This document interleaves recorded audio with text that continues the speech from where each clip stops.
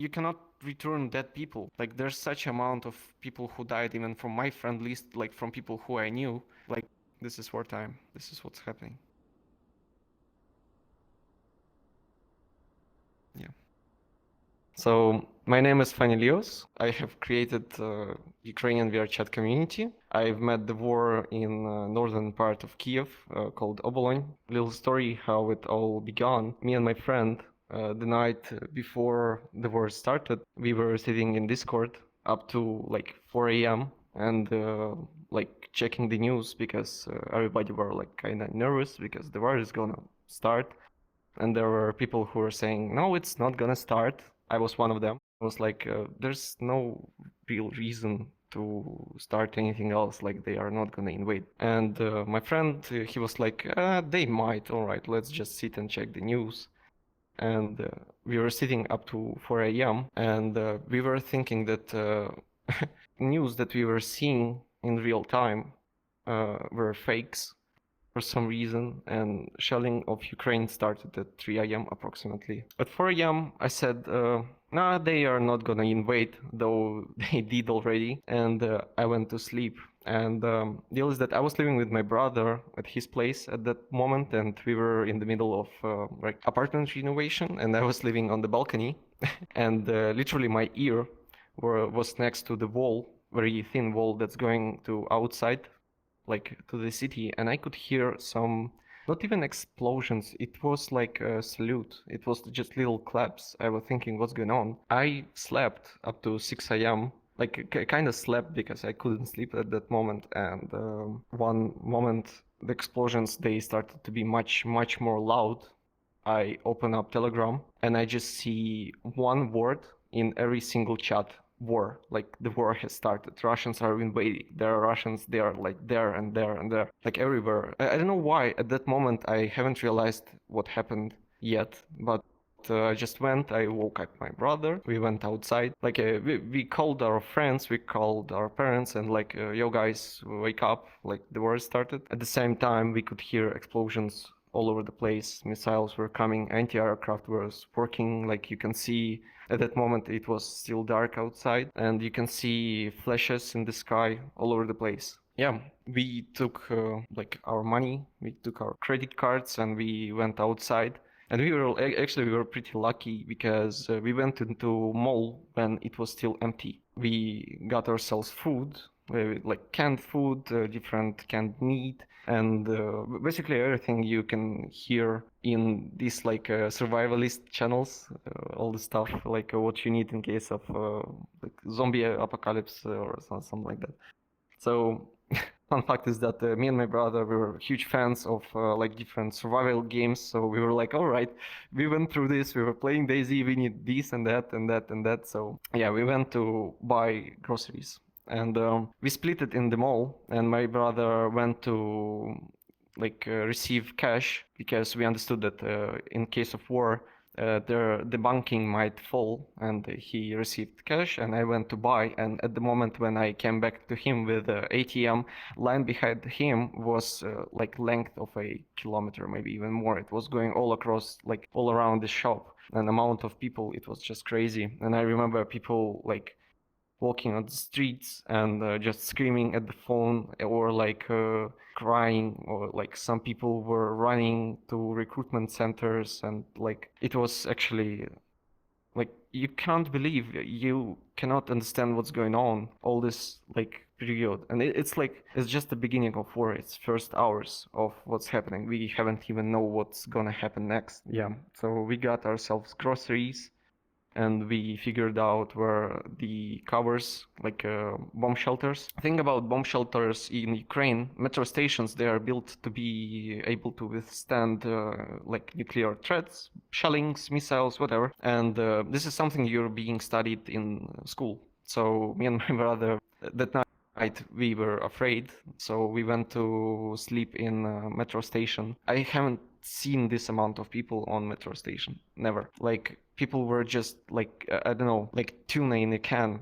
They were extremely crammed up. That was our first night outside of home. Like we went to sleep in metro station, near the passing trains. For some reason, trains were still going, and it was extremely cold because cold air was coming from the tunnels. So yeah, after that we came back home, and we went into bomb shelter near our house, because like you cannot stay for too long in metro station. There's not that comfy everything, realistically.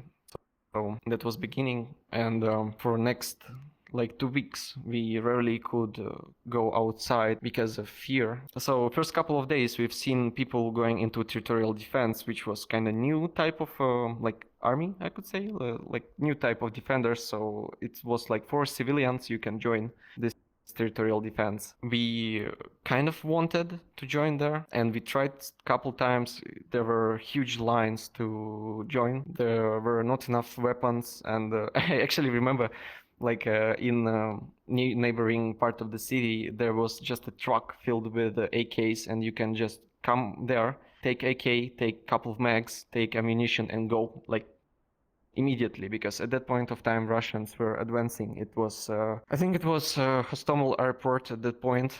Like Hostomel was happening at the same time. Like Russians were trying to take this airport. It was strategically very important for them. At that period of time, approximately this like first week, we've seen first Russian tank and BTR. Maybe somebody remembers the news from the very beginning from Ukraine that like Russian tanks entered the city of Kiev, and maybe somebody remembers this video of Russian tank going like through civilian vehicle with driver inside.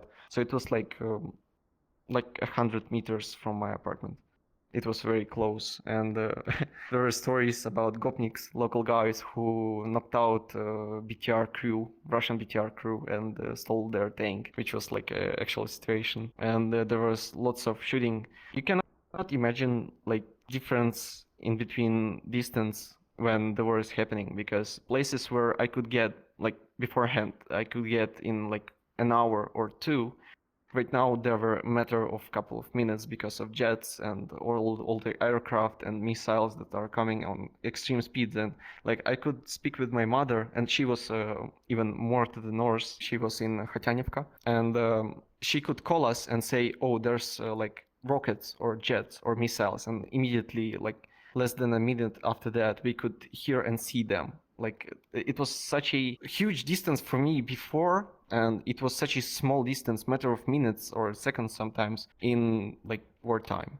It was just crazy. And same for explosions actually, because I could hear like I could be sitting on Discord or in call with my friend, which like he was in different part of the city, and he said, "Oh fuck, there's something exploded here," and like 15 seconds or like a bit more, like 20 seconds after that, I could hear this explosion, and I could see like sky being bright, very bright, because of what's happening. These people who are looking videos on YouTube and commenting it being like they haven't felt that, but like explosion of even I don't know, mortar mine in real life, it's very loud, and you can actually feel it like throughout all of your body, like you can feel it on any distance. It's just it's different when you actually felt that and felt this fucking animal fear. I still remember, like actually, because of remembering this, like right now my hands kind of shaking, because like this animal fear when you are on the street and it's first explosions, first are alerts, first sirens, all of that happening. This is a new experience. I could actually call it animal fear when you actually want to go under the rock, just hide anywhere, literally anywhere. Like we got a bit more used to missiles, to shootings. In the beginning, I can remember like me and my brother, we got into agreement, like kind of that actually much more fear is being produced when you do not hear anything. Like all the time you could hear shootings from like AK or any automatic rifles, and it's like it's just a like Russian meat, you know. They are dying quite easily. It's not a tank, but when everything is silent, it makes you even more afraid of what's gonna happen, because this silence, it's just unusual. At least it was at that point. After that, we were spending lots of time in shelter. And actually, this is the same time when I actually first time met and got to know my neighbors.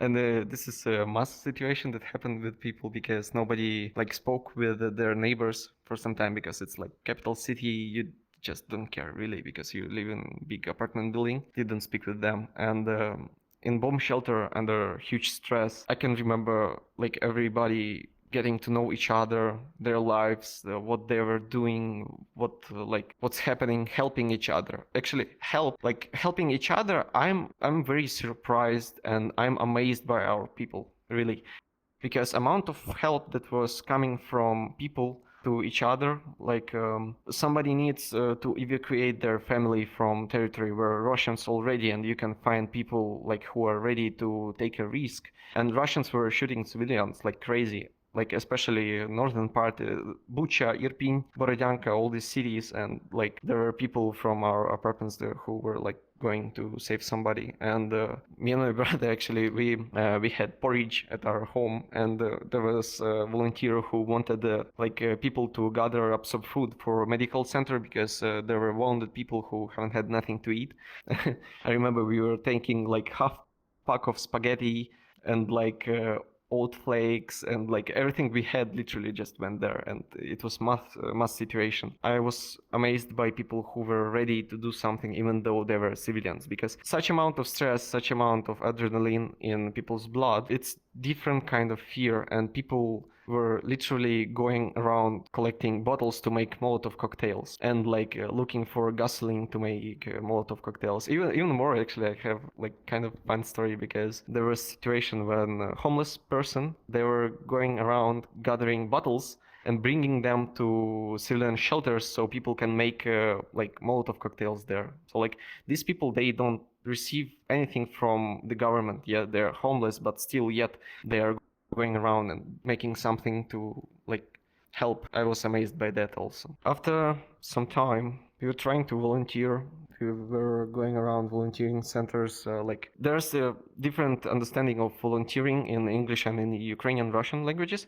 So like a volunteer, meaning that volunteer when you're going to help to military people somehow, or like to civilians who are like got into some situation or problems, or they need food or medical care, or if it's like old grandma, she doesn't have her medication and she cannot go outside buy something. Yeah, so like we were trying to do this for some time. After that, like there was quite enough people, we weren't useful much, so we stick with donating money, which is still like a thing over here. Like Ukrainians, on average, I can tell that like 90% of Ukrainians are still donating lots, big percent of their own money to Ukrainian army to buy like drones or like thermal sites or whatever. Approximately at the same time, like I started playing VRChat actually a month before the war started, because I was working in VR arcade, and I was bored when there was no people, and I was like kind of playing VRChat because everything else was boring, and I've got to know a bit of people in VRChat. And when the war started, I couldn't play because I haven't had my own personal VR headset. Yeah, I could only play on my job site, which was closed, like for obvious reasons. And I remember after a month or so, me and my brother, we were spending lots of time in bomb shelter. Like we were sleeping there, we had sleeping mat and like everything there. After that, we came back to our apartment. I remember like turning on my computer and like entering VRChat and meeting these people again. And there were like foreigners who were surprised. They thought that I'm dead already because they knew at the time from like Kiev. That period of time in March, we all get to know each other. We were meeting, like gathering Ukrainian people in VRChat, and it's tricky like when you're at home, yeah, with your VR headset, and you can hear air raid alarm outside, yeah, and you can actually hear from microphones of people around you, like they also have air raid alarm, like the sirens. Like somehow it was this bonding moment for us, like there in underground like bomb shelter, when we were like getting to know our neighbors. Yeah, same stuff happened on VRChat. We got to know each other quite a lot, and like very tight bond in our community, and VRChat just helped us to get over it, kind of. It's just easier, and as I told you before, like this map was created by a friend of mine, Atom Tunchik. I actually at one point I wasn't even taking off my headset. I still don't even, like when missile attack is happening, I'm just like still sitting in VRChat just going over it, and lots of people also, because amount of missiles that are incoming into Ukraine, like just today we had like 3 missiles, like a 3 missiles alert for like 6 of them, and like couple days ago there was 4 or 5 of them, and people just don't go underground anymore because it's just consuming too much of time, so you're just taking the risk. I don't really, I have lots of stories, but it's kind of hard to get them out of my head. I could say first 3 months of war, actually even more. Oh shit, winter, I've completely forgot about winter. It was like so in the winter when Russians, they bombed our basically all our power plants, all our like facilities that are generating electricity or transforming electricity. Like missiles were coming all the time, and can you imagine like your city? I'm actually, I don't know where you're from, if it's not a secret, but like I'm from Los Angeles. Los Angeles, yeah. Have you spent like whole life in Los Angeles?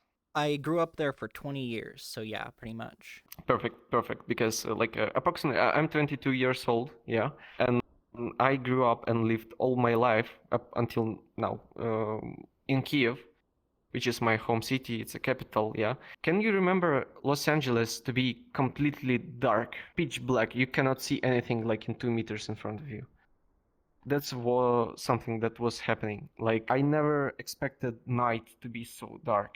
It's just crazy, and it's like you can see people with their flashlights in the middle of the city or like on outskirts, and it was such a bad experience. It was kind of romantic for some people, like when you're getting used, but like it was mind-blowing to see for such a long time Kiev being pitch black. Nothing, absolutely nothing. And I've lost my job when the war began because people will not go to VR arcade when there's missiles flying overhead. And I started making custom VRChat worlds on Fiverr for like revenue, and I'm living off it until now. But at that point of time, I cannot work because I have like 2 hours of electricity per day tops. That's like, I just can't survive. I cannot work. I can't do anything. I cannot read. I cannot cook. Well, I could cook, but like I have gas cooking. I forgot the word for it. I'm sorry. A gas stove? Gas stove. Yeah, thank you. But people in other apartments in my building, like they have electrical stoves, so they could not even cook. And my boss actually, he was coming to my place just to cook dinner for himself, because he also has electrical stove. It was just like you can't even do such a basic things. You can take a shower. Like for me, it was kind of hard because like you can take a shower in pitch darkness, and you cannot charge your phone. You cannot charge your like flashlight. You cannot charge your power banks. Nothing. So like such a basic things, they very quickly became something like that you are craving for just like not 2 hours of electricity, but couple hours more. Like, you know, when you actually want just hear a beep of something turning on in your apartment, and like, oh, I have electricity, I have to work as soon as possible, and you just rush to your computer, work, and just get shut off because there's another electricity shortage. And I still remember on Easter, we had full 24 hours of electricity. It was crazy. It was like a holiday. I felt like a kid on his birthday, or I don't know, like full 24 hours of electricity. It was mind blowing. You cannot imagine how hard I was. He has something. Christmas. Oh, Christmas, not Easter. I'm so sorry about that. Ты соврал мне. He lied to me. It wasn't Easter. Christmas.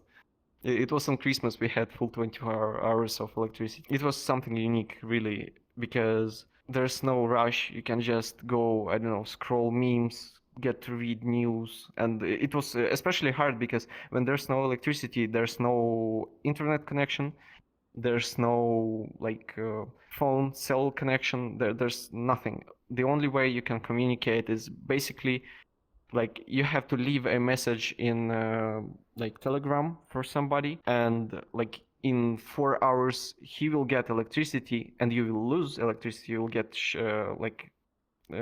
shortage. Yeah, it was imagine it like a chess grid. Yeah, one part of the city gets shortage, another part of the city they get electricity. Yeah, and it was like separated into streets. Yeah, you have to leave a message, wait 4 hours until you will lose electricity. Your friend will get it, he will read your message, and he will respond, and when you're getting electricity back, you can see his response. So like it was huge delay to get into contact with somebody if you need it. It's just something I don't think somebody was speaking about that.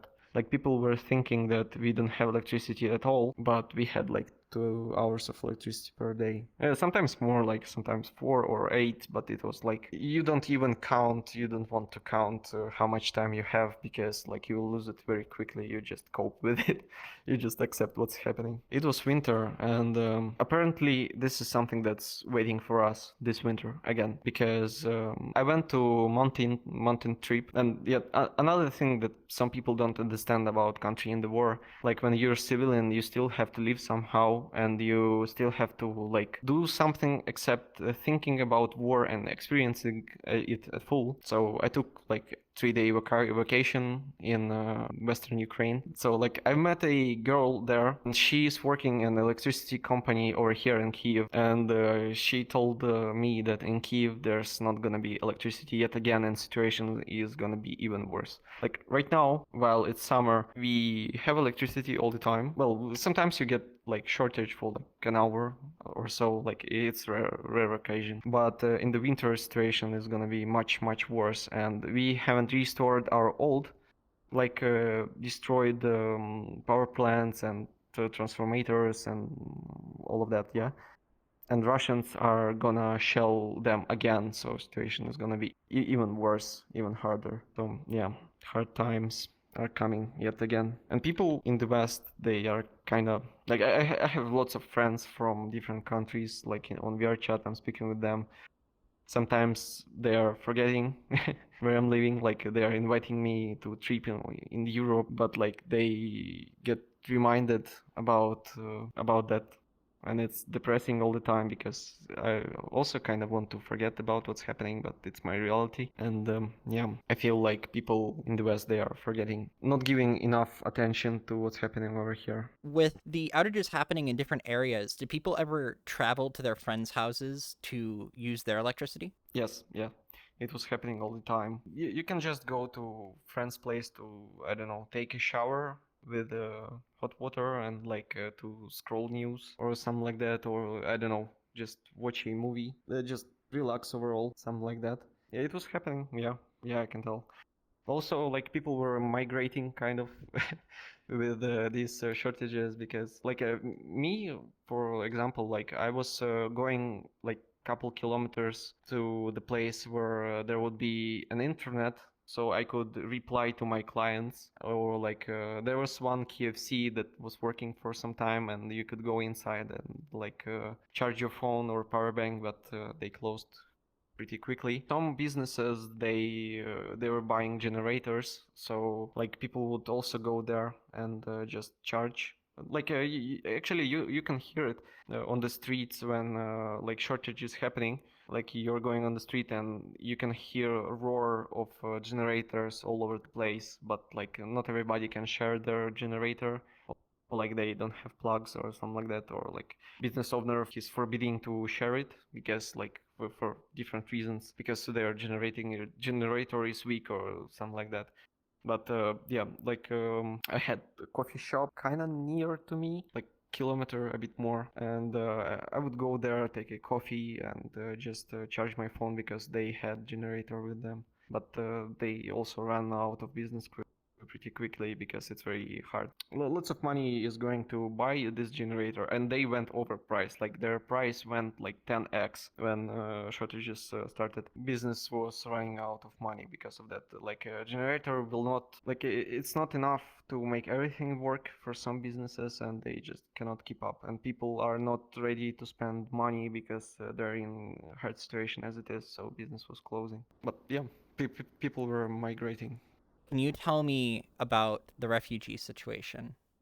In the very beginning, when all started, there was a huge line of people trying to leave the city. Also, there were fake news about Indian or like Chinese students that were not allowed to evacuation train from Kiev for some la-di-da reasons. And yeah, lots of people left capital. They were afraid. I can understand them. It was a lot happening here, especially on the north, like Irpin and Bucha, for example. Right now, people are slowly coming back to the city, and even more. Sometimes I hear statistics about people coming back into Kiev, and like that Kiev is has more people than it has had before the war. I'm not sure about that really, but lots of refugees from different parts of the country who were fleeing, they went straight to capital city because it's like most amount of job places, and there's more opportunities right now because like it's deoccupied. Kiev region, Sum region, they are deoccupied. They're kind of safe, and yeah, there's much more people over here. About the beginning of war, like first day, missiles are flying, like there's explosions, everybody's panicking and stuff happening. I remember my brother and me, like we were going on the street, and there were like girl, she was like 20 years old, working in coffee shop. She was not giving a single fuck about what was happening. Yeah, she was just sipping coffee, smoking, and like, all right. She was just working there. Like, I guess her boss didn't let her to go to shelter or some kind, but like, yeah, she was just right there. About refugees, in the beginning, I remember streets being completely empty, but I have this feeling that people were hiding in bomb shelters and hiding in their apartments and not going on the streets. That might be the reason why Kiev felt so empty. And with people leaving Kiev at that moment, right now they are coming back. About refugees that went to different countries, for Europe, for instance, I guess you are more interested about that. People who left the country, like mostly it's women and kids. Sometimes it's men, like elderly or like people who have some kind of trauma that they cannot fight, and they were like considered as that they can leave the country because right now for Ukrainians starting from the age of 18 and up to I think it's 35 or more, I'm not sure really, like they cannot leave the country because of military wartime, and they might be conscripted or like mobilized. Sometimes they also leave. Can you tell me what you think about foreign intervention, so other countries helping? I hope that will happen more. I'm glad about it. I appreciate it. We actually, by the way, we have a dude from International Legion. I think he was from USA. Like in our VR community, he was VR dancer, and he joined International Legion over here. About intervention, it would be much easier. Russians right now, what they are doing, at least from like I'm not on the front line. Again, I'm just civilian. This is not very like professional thing from me. Like I don't know everything that's happening. There's lots of secret stuff going on, and from what I hear and from what I see, support is not enough. And if there would be boots, as people say, like if NATO members or like USA or Great Britain who subscribe. Not subscribed, I'm sorry, signed Budapest Memorandum, if they would send soldiers, it would be much easier. And I'm sure the international help would be much more because they would actually worry about lives of our soldiers because there's also citizens of their country. Like what's happening right now is that we are not receiving everything we need, though they had to send it to us because we gave up nuclear weapons. There's not enough of this help, and they just don't care about our casualties, and they're just counting and naming numbers like, oh, Ukrainians lost this many people, their counteroffensive is too slow, and like all this bullshit, but at the same time they're too slow with help. I hope we will be a part of NATO. I hope we will join it. Because like on first place, if Ukraine would be NATO member, Russia will not invade NATO member country because Article 5. That's first. And second, like it would be like win-win for everybody, like because Russia would not invade, like all these countries would not have to spend their money to send us help. Like we will not lose our lives, which is like the most. You cannot return dead people. Like there's such amount of people who died even from my friend list, like from people who I knew, like both civilians and guys who joined territorial defense and army, and like I have guys from Azov. And about Azov, by the way, I have something to tell a bit later, because they're being considered like Nazi sometimes, which is bullshit, and like I hope all world understand that. But I have two Jewish friends like who are in Azov right now. Like if he would be a NATO member, like everything would be easier for everybody. There would not be such amount of money spent and lost lives, and there would not be problems on international markets. There would be no problems with grain, and Russians are shelling our grain again. We cannot like export it anymore again, because they came out of a grain deal. Military intervention from other countries would be appreciated. It would be useful. It would be easier for everybody in the end. Go ahead and tell me more about the Azov Battalion. Like what I've seen for a long time. Sometimes they're being considered as dark spot of Ukraine, Nazi battalion, and all of that. But really, it's a bullshit. Really, there were Nazi people. Really, yes, because Azov and Aidar battalions, they were made by old Svoboda party, and they had this very radical Nazi ideology. But some people like got into jail. But like as far as I know, people from Svoboda party, they were like, this party was cleaned, and they went outside like of this Nazi ideology. They do not like share this ideology anymore. They're like they're nationalistic. They are not Nazis. That's something you have to understand. Azov battalion, like they had these photos with Nazi flags and all of that. I guess these guys were Nazis, but right now, in reality, and since I think like 2015 or even more, because lots of these guys after they were on front line in 2014, and Azov freed Mariupol, which is completely destroyed right now, and they're heroically were defending it for a long time. Yeah, how do I put it straight? Like, I don't see any of aggressive Nazi or radical ideology, except like them being pro-Ukrainian nationalistic people anymore. Like, I don't see it. And people who are saying that Ukrainians are Nazis. Like, actually, it's fun fact that on this map we have raids from foreigners or from Russians, like in this world, in VRChat. Like, we have raids from them, and there's people who are coming here and screaming that Ukrainians are Nazis. But like there's guys who come to this map, yeah, to this world, they raid us, they come to me and they call me a Nazi, because like why? All they know is that I am a Ukrainian guy, and isn't that something that's making them Nazi? Because like everything they are like thought based off is the fact that I have Ukrainian nationality. In Azov battalion, I have two friends. They are Jewish. One of them, like last name Kiptsevich. Second, I don't know his last name, but like I know he's Jewish. They joined it. I don't know what's happening with them, because I was working with them in bar. I don't see news from them anymore. I'm not sure where they are. Like probably they've been in Mariupol, because Azov battalion, they were gathering in the very beginning in the Mariupol. It's crazy about Mariupol, by the way. We have a guy here. Like, I don't think I will be able to bring him to this interview, because first of all, he doesn't speak English, and he's he's drunk all the time.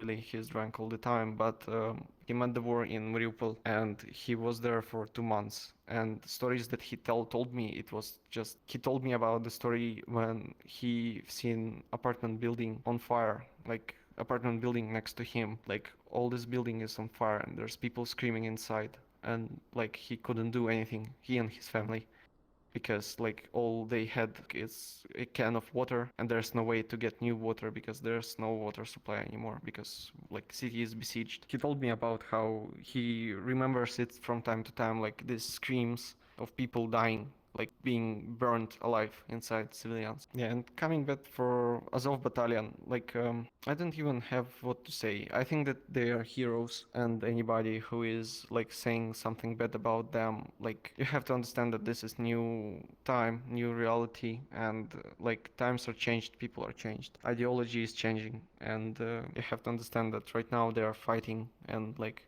there's gonna be lots of shit and lots of crap about Ukrainians, and there's already lots of shit about Russians. But like this is wartime. This is what's happening. Do you think that the Ukrainian government has done a good job handling the war? Yes, in military term, yes. Like amazing job. I wasn't expecting it. I wasn't very pro. Like I will say Zelensky. I wasn't much into like presidents. I thought that both choice we had two main guys who could become presidents. Yeah, and I wasn't really liking like any of them. But right now I changed my mind really on political and international level. Zelensky he done a great job and I think our government they did very good job in military terms. In economical terms, they're doing lots of dumb stuff. Really, lots of dumb laws are happening, and sometimes there's very bad budget spending. Like for instance, and actually Ukrainian, I'm surprised by that because I haven't seen that before. But Ukrainian people are actually actively communicating with our government. I haven't seen that ever before. Like right now, we had a situation when there was budget to buy something to distract kids in bomb shelters. So bomb shelters have to be equipped with something for kids to play with, like to get distracted and not to be stressed, to not break their psychology, like there was a list of what our government were buying, and over there you can see drum set. Fucking oh my god. Yeah, so imagine that kid going to bomb shelter, alarm, sirens going off, like something exploding, kid is going into bomb shelter and sitting behind the drum set playing on drums. It's just comical for me, really. Yeah, it was very dumb, spending really, and our society, civilians, they responded very quickly and furiously not to do that, and they actually did something about it, as far as I know. And people do not allow government to make these mistakes anymore. But there's other stuff that's sometimes it's very bad spending of money, like they should go to military, they have to go into army because they have to have more, and we need more equipment. But yeah, I think we're dealing with that slow but steady. Sometimes corruption is happening right now. Lately I've seen lots of corruption scandals on the news, but I'm actually pretty happy about that because before that corruption was happening and nobody was speaking about it because it's just okay. Yeah, right now people do not accept any governor or mayor of the city or whatever, any deputy being corrupt. Like people do not accept it because there's guy on the front line dying right now, and these cons are stealing money or spending them in bad way. So accept that. What I mean by I'm happy about these scandals, it means that people are actually dealing with that and they're getting into problems with they're being sued for that. Yeah, I remember the word. Like they're being sued for that, and I'm glad about it because this is what's happening. I hope Ukraine will be much better, and without corruption. Overall, our government is pretty good right now, I think. And another thing, actually, I had a conflict with a foreigner here on VRChat because he was saying that we are not pro freedom of speech. But freedom of speech, in what kind? Because there was mayors of different cities who were pro-Russian, yeah, and what they did in the very beginning, they gave up territories to Russians, and now hundreds of lives are being spent to get these territories back. I think we are having less corruption and less problems right now because these pro-Russians, they fled Ukraine. They fled either to Russia or into European countries, and they're being looked for by Interpol, I think. So they are being hunted. It's very bad wording, but I don't know the words for that in English. I'm sorry. What do you think the future of Ukraine is? It's a big question, really. There's hopes and there's reality, because I hope Ukraine will be developed country in the European Union, in Europe, with European standards of life, with the European quality of life, with the European salaries, and we want to have good quality of life finally, because I really think we deserve it, and people want that. And they are going for that. We are doing everything we can for that, on personal level. I hope to see that in the near future, when when the war will end or even before that. But reality is that Europeans seemingly they don't want us to be there at all. They're doing everything for us not to be in the European Union. They are not sending enough military aid for us to end the war. And overall, like in reality, what might happen is I'm sure that Ukraine will become better, like 100%. Just this experience of living through the war and people sacrificing their lives for the country, they will not go just unnoticed. And people are changed already, lots of them. But really everything heavily depends on European countries and European leaders. Ukraine can produce like lots of stuff, food, grain. We have very good IT specialists. But sadly, right now, Ukrainian people who are working there are being considered a cheap like workforce, while we are sometimes like not even sometimes, very often we are doing good quality, high quality, or even better than in other countries. Like our banking systems, for instance, like they are quite secure. Like not quite, they're very secure and they're very like modern and like you know this stuff about country in the phone, that we have our passports and all the documents just in app on our phone. Like we are quite progressive country and quite progressive people, but we are being considered as cheap workforce. I hope this idea will be left in like somewhere behind. It will not happen in nearest future and like new history of Ukraine. Tell me a story, I wanna hear it.